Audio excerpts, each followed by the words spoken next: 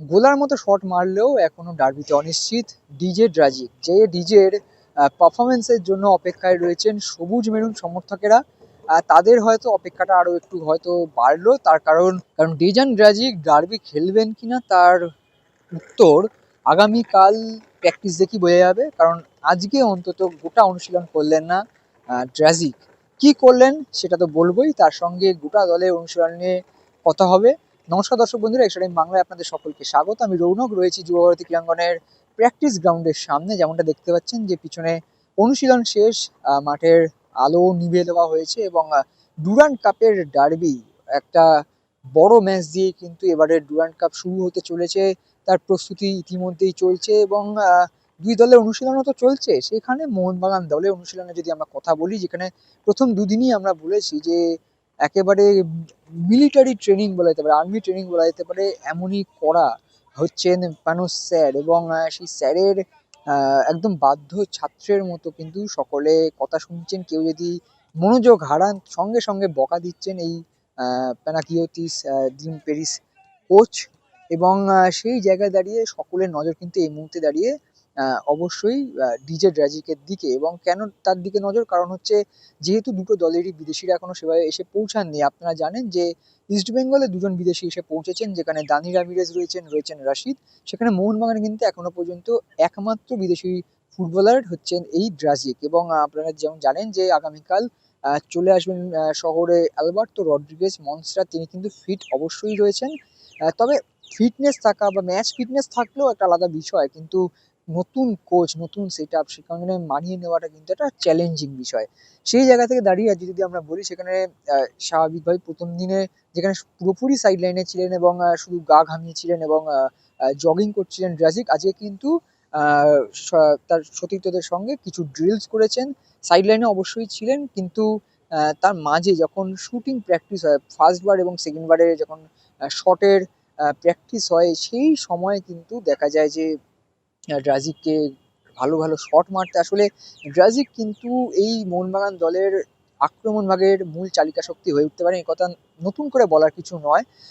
যেহেতু close door অনুষ্ঠান ছিল তাই আজকে আপনাদের ভিডিও দেখাতে পারবো না, তবে যে ভিজুয়াল আমরা দেখলাম, নিজেদের চোখে দেখলাম, সেটাই তুলে ধরার চেষ্টা। যেখানে আহ, অবশ্যই ড্রাজিককে সেই সময় তার সতীর্থদের সঙ্গে শট মারতে দেখা যায়। অন্যান্য অ্যাটাকিং ফোর্সের ফুটবলাররাও কিন্তু শুটিং প্র্যাকটিস করছিলেন ফার্স্ট বার সেকেন্ড বারে। এবং অন্যদিকে যদি যখন দেখা গেল যে যখন মূল মূল অনুষ্ঠানটা হলো দুই দলে ভাগ করে, বা যখন উইং হাফরা বল তুলছিলেন, সেই সব সময় কিন্তু ড্রাজিক ছিলে চলে গেছিলেন আবারও সাইড লাইনে এবং আবারও আজকে কিন্তু ওই গোটা মাঠ প্রদক্ষিণ করে দৌড়ানো এবং ফিটনেসটাই মূল মন্ত্র। তবে আরও একবার বলছি যে ড্রাজিককে যদি আপনারা ভালো করে দেখেন, আহ, যে ভিজুয়াল আমাদের কাছে এখনো পর্যন্ত রয়েছে, দেখলে বুঝতে পারবেন যে এরকম বলা যেতে পারে এত ফিট চেহারা নিয়ে সাম্প্রতিক সময়ে কোনো বিদেশি এই বাংলায় এসছেন কিনা সন্দেহ আছে। কারণ সবারই কিন্তু এই অফ সিজনে ওয়েট গেইন হয়।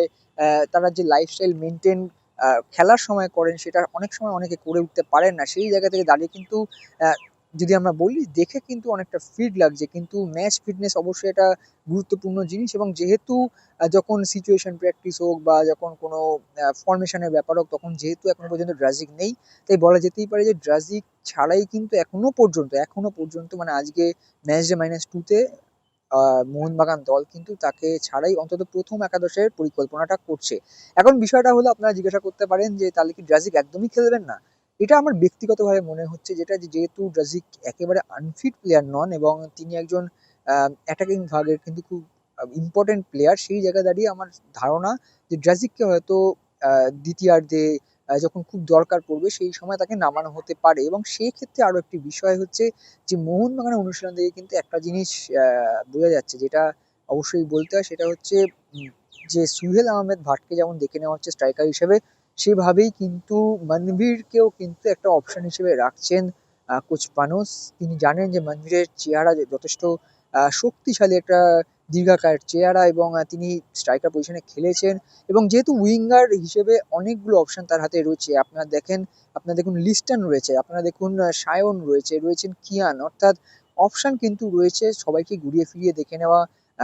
কখনো কিয়ান, কখনো লিস্টন, কখনো সায়ন, প্রত্যেকে ঘুরিয়ে ফিরে কিন্তু দেখে নিচ্ছেন এবং মানবীরকে দেখে নেওয়া সেই জায়গায় সুহেল আহমেদ ভাটের সঙ্গে এবং আরও কিছু ট্যাকটিক্যাল ড্রিলসের যেগুলো হয়তো বলাটা উচিত না, কারণ ক্লোজ ডোর অনুশীলন, সেক্ষেত্রে একটা দলের সব না বলাটাই স্বাভাবিক, সেটা ঠিক হবে না, কারণ ম্যাচ ডে -1 যা হবে সেটা অবশ্যই তুলে ধরবো। তবে আরও একটি বলা যেতে পারে, এটা একটা মজাদার বিষয় হলো যে মোহনবাগানের অনুশীলনে কিন্তু প্রাণুস স্যারকে দেখে অনেকটা জিদানের কথা অনেকের মনে পড়তে পারে। আপনার নিশ্চয়ই সেই ভিডিও বা ভিজুয়াল গুলো মনে আছে যেখানে রিয়াল মাদ্রিদের Galacticos team Cristiano Ronaldo, Bale থেকে শুরু করে গ্যারেথ বেল থেকে শুরু করে লুকা মডরিচ, টনি ক্রুসরা ছিলেন এবং জিদান নিজে কিন্তু বল পাস বাড়াচ্ছিলেন গোলের ওই ডি বক্সের সামনে এবং সেখান থেকে রোনাল্ডোরা শট মারছিলেন। আজ কিন্তু ওই একই দৃশ্য দেখা গেল, যেখানে পেনাগিওতিস তিনি ওই টাচটা দিয়ে বলটা আগিয়ে দিচ্ছিলেন এবং সেখান থেকে শট মারছিলেন একে একে লিস্টন, মানবীর, সুহেল,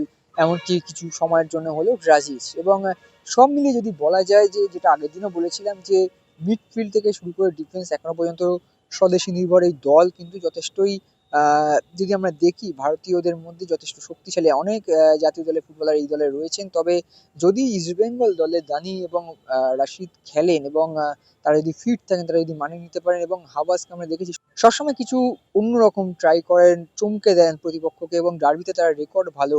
সেই জায়গা থেকে দাঁড়িয়ে কিন্তু একথা বলাই যায় যে হাবাসের যদি মনে হয় যে কাউকে নেওয়াবেন বিদেশি হিসেবে, এবং একটা মানে মনস্তাত্ত্বিক চাপও থাকে, একটা মেন্টাল গেম চলে ডার্বি সব সময়, সেখানে কিন্তু দেখা যেতে পারে মোহনবাগানকেও বিদেশি নামাতে। এবং সেই জায়গা থেকে অবশ্যই আমরা আগেও বলেছি যে আলবার্তো রড্রিগেজ তিনি হয়তো একদিন আগে আসবেন, কোচের সঙ্গে ট্যাকটিক্যাল যে বোঝাপড়াটা সেটা হতে সময়টা কম পাবেন, কিন্তু আলবার্তোর মতো ফিট প্লেয়ার আপনারা দেখেছেন যে তিনি এই মুহূর্তেও যে ট্রেনিং ফেসিলিটিস মধ্যে রয়েছেন, তার সঙ্গে অনুশীলন করেন রিয়াল মাদ্রিদের রাউল আসেনসিও। তো বোঝাই যাচ্ছে যে তিনি নিজেকে কতটা সবসময় ফিট এবং রেডি রাখেন নিজেকে। সেই জায়গা থেকে দাঁড়িয়ে এবং আলবার্তোর মতো অভিজ্ঞ ফুটবলার, বিদেশি ফুটবলার, তাকে যদি মনে করেন কোচ যে তোমায় খেলাবো, তাহলে তিনি কিন্তু খেলতে রাজি হয়ে যাবেন। এবং যদি তিনি নাও খেলেন, সেই ক্ষেত্রে কিন্তু মনবীর সিং রয়েছেন রাহুল ভেকে, অপশনে রয়েছেন সাজির মতো ফুটবলার। সেই জায়গায় দাঁড়িয়ে কিন্তু রক্ষণভাগটা কিছুটা হলেও গোছানো। যদিও আজকে যদি অনুশীলনের কথা বলা যায়, কোচ পানোস তিনি কিন্তু মোহনবাগানের রক্ষণভাগের ফুটবলারদের সঙ্গে বেশি সময় কাটাচ্ছিলেন। সেখানে উইং ব্যাকরা বল ভাসালে কিভাবে ডিফেন্স করতে হবে বা কিভাবে ক্লিয়ার করতে হবে, কোথায় পজিশন নিতে হবে, এইসবের দিকগুলো, এই যে ছোট ছোট ভুল ভ্রান্তিগুলোর মেরামত, সেটা কিন্তু তিনি করছিলেন। এবং আক্রমণ ভাগের ফুটবলারদের সঙ্গেও আলাদা কথা বলেছেন ডেজেন ড্রাজিকের সঙ্গে আলাদাভাবে বিশেষ কথা বলেছেন। তিনি কথা বলেছেন সহকারী কোচ থেকে শুরু করে ফিটনেস সহকারী কোচ যারা রয়েছেন প্রত্যেকেই কিন্তু সময় কাটাচ্ছেন। তবে ডেজান ড্রাজিককে আমি অন্তত আশা করছি যে আগামীকাল মূল দলের সঙ্গে পুরো অনুশীলন করবেন। যদি না করতে পারেন, তাহলে একথা ধরেই নিন যে ডার্বিতে একেবারেই অনিশ্চিত হবেন তিনি, এবং খেললেও হয়তো শেষ কিছু মিনিট তাকে দেখা যেতে পারে। এই ছিল আজকে মোটামুটি মোহনবাগানের অনুশীলন। আপনারা জানাবেন যে আপনারা কতটা আশাবাদী, এবং ডুরান্ড কাপের শুরু মেগা শো দিয়ে, যেখানে মেগা ডার্বি, এবং সেই ডার্বিতে কিন্তু নায়ক হয়ে ওঠার সম্ভাবনা অনেক অনেক ফুটবলারের রয়েছে। তারা কি পারবেন নায়ক হতে? কমেন্ট বক্সে জানাবেন, এবং ভিডিওটি ভালো লাগলে লাইক করুন, শেয়ার করুন, সাবস্ক্রাইব করুন। Extra time.